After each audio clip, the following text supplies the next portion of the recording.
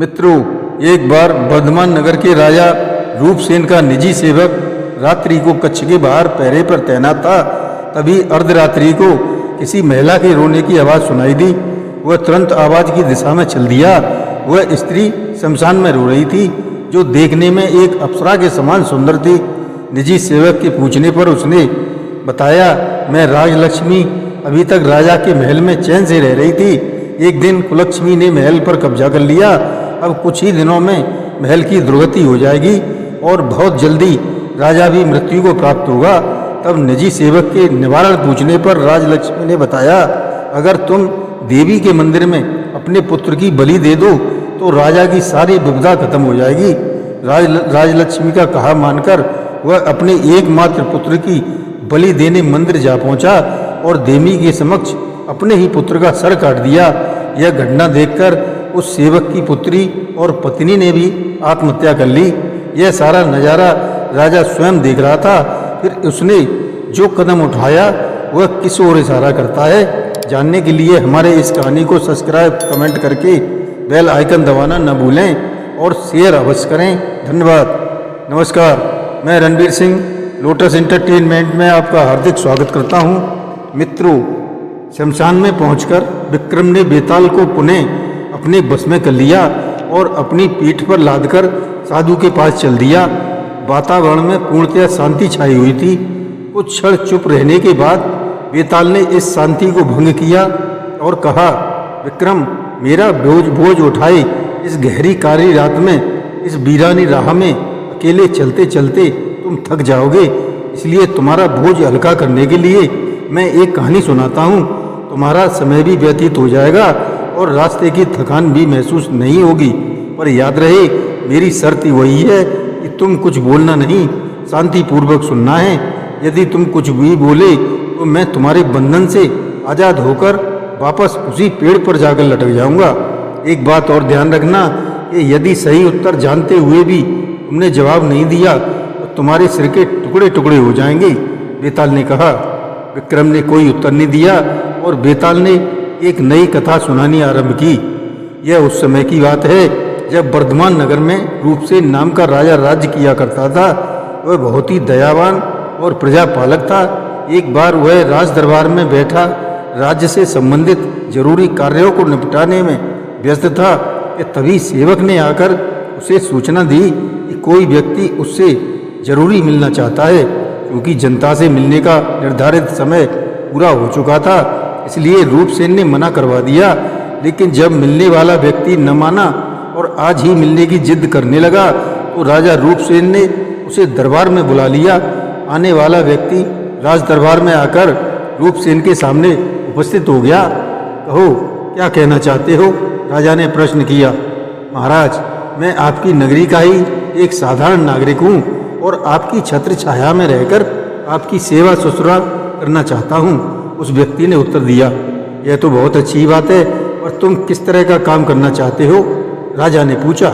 महाराज, मैं आपकी निजी सुरक्षा का कार्य करना चाहता हूँ। ठीक है, हम तुम्हें यह काम सौंपते हैं। अब तुम हमें अपना नाम बताओ और यह भी बताओ कि तुम कितना वेतन लेना चाहते हो। हे राजन, मेरा नाम बीरबल है।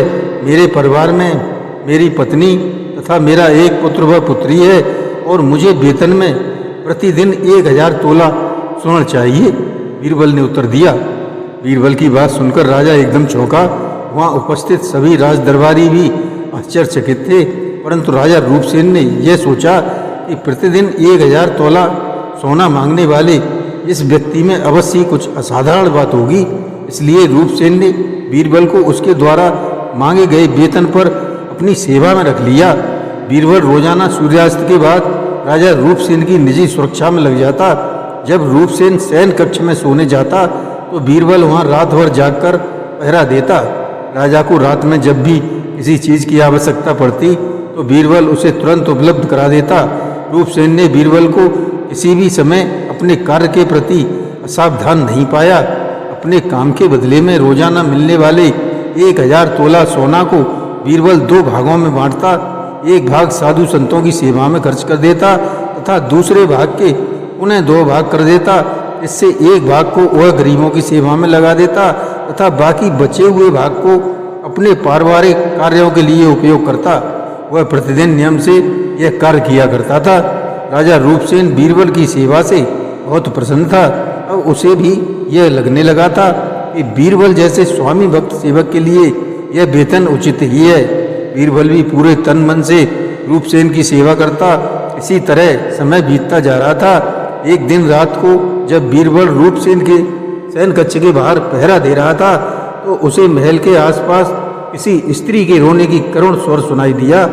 रोने की आवाज़ सुनकर राजा रूपसेन की भी नींद टूट गई और उसने बीरबल को पता लगाने भेजा कि वह स्त्री कौन है और क्यों रो रही है। सेवक बीरबल ने राजा की आज्ञा का तुरंत ही पालन किया और वह महल से बाहर आकर आवाज़ की दिशा की ओर चल दिया। कुछ दूर चलने पर वह एक शमशान घाट के निकट जा पहुंचा। उसे ऐसा आवाज़ हुआ कि रोने की आवाज़ यहीं कहीं से आ रही है। वह अंदर आ गया।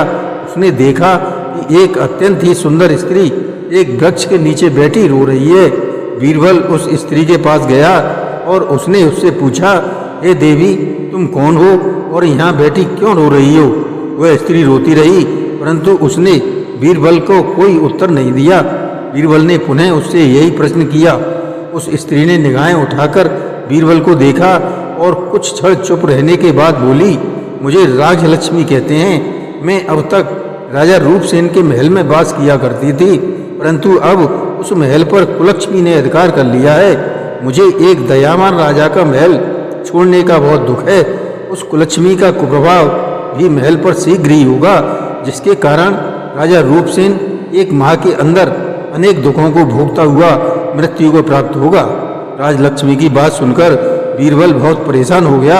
उधर राजा रूपसेन भी इस आवाज़ के प्रति अपनी जिज्ञासा के कारण बीरबल के पीछे पीछे शमशान घाट पर पहुंच गया था और उसने भी यह सब बातें सुन ली। देवी राजलक्ष्मी, क्या राजा के बचाव का कोई उपाय नहीं है? बीरबल ने पूछा। उपाय तो है पर बहुत ही कठिन है। कोई बात नहीं, मैं हर उपाय करने के लिए तैयार हूँ। तो सुनो, मैं जानती हूँ कि तुम राजा रूपसेन के निजी सेवक हो और केवल तुम ही राजा की जान बचा सकते हो। यहाँ से पूर्व दिशा की ओर 5 कोस की दूरी पर देवी माँ का मंदिर है। यदि तुम अपने हाथों से अपने एकमात्र पुत्र की बलि उन देवी के चरणों में चढ़ा दो तो राजा रूपसेन दीर्घायु होगा और उसके सभी दुख भी दूर हो जाएंगे। राजलक्ष्मी की बात सुनकर बीरबल तुरंत अपने घर पहुंचा और अपनी पत्नी को जाकर सारी बातें बताई। उसके पुत्र व पुत्री भी जाग गए थे और उन्होंने भी यह बात सुन ली थी। तब बीरबल ने अपने पुत्र से पूछा कि क्या वह राजा के जीवन की रक्षा के लिए अपने प्राणों को न्यौछावर करने को तैयार है? पिताजी, राजा तो हमारे अन्नदाता हैं। उनके जीवन के लिए स्वयं मृत्यु का वर्णन करना तो मेरे लिए सौभाग्य की बात है। पुत्र ने उत्तर दिया, ठीक है, तो हम अभी देवी माँ के मंदिर चलते हैं। बीरबल ने कहा। उधर राजा रूपसेन भी बीरबल के पीछे पीछे उसके घर तक पहुंच गया था। उसने भी छिपकर सारी बातें सुन ली थीं। जब बीरबल परिवार सहित देवी माँ के मंदिर की ओर चला तो राजा रूपसेन भी चुपके से उनके पीछे लग लिया। बीरबल राजा की उपस्थिति से बेखबर था। मंदिर में पहुंचकर बीरबल देवी माँ की मूर्ति के सामने खड़ा हो गया। उसने कहा, माता, आज मैं अपने स्वामी और इस नगर के राजा रूपसेन के प्राणों की रक्षा के लिए अपने पुत्र की बलि तुम्हें अर्पित करता हूँ। इतना कहकर बीरबल ने तलवार से अपने पुत्र की गर्दन काट दी और उसे देवी माँ के चरणों में अर्पण कर दिया। भाई की मृत्यु को बहन न सहन कर सकी।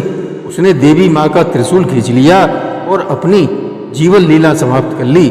पुत्र और पुत्री की मृत्यु ने माँ की ममता को विचलित कर दिया। उसने भी उसी त्रिशूल को अपने हृदय में उतारकर मृत्यु का ग्रहण कर लिया। वो अपने पूरे परिवार को इस तरह से अंत देखकर बीरबल का भी मन भराया। उसने सोचा कि अब वह इन सबके बिना अकेले जीकर क्या करेगा। अतः उसने भी तलवार से अपना प्राणांत कर लिया। राजा रूपसेन ने जब देखा कि उसका सच्चा सेवक अपने परिवार सहित मृत्यु को अपना चुका है तो उससे भी रहा न गया तथा वह सोचने लगा कि जब सेवक अपने स्वामी के लिए अपने प्राणों का बलिदान दे सकता है तो मैं फिर सेवक के लिए क्यों नहीं। यह सोचकर उसने तलवार निकाल ली।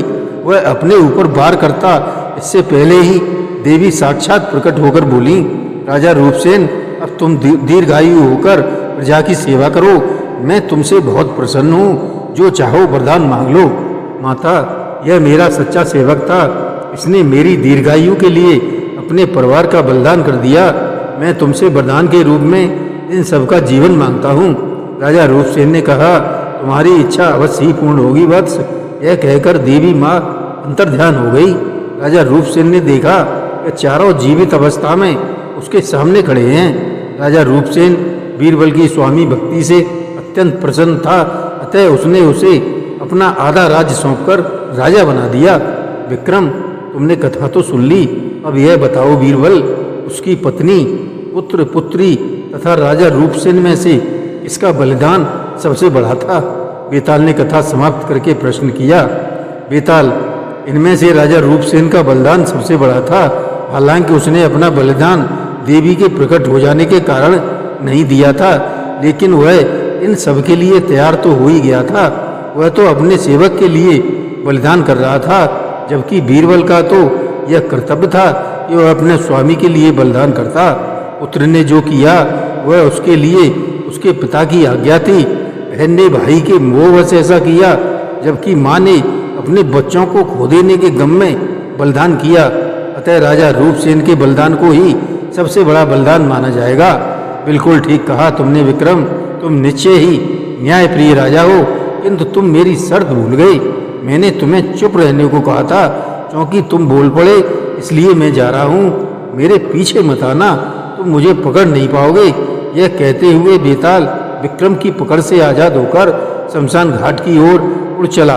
उड़ते उड़ते आगे बोला, मैंने पहले ही कहा था विक्रम, यदि तुम कुछ भी बोले तो मैं आजाद हो जाऊंगा।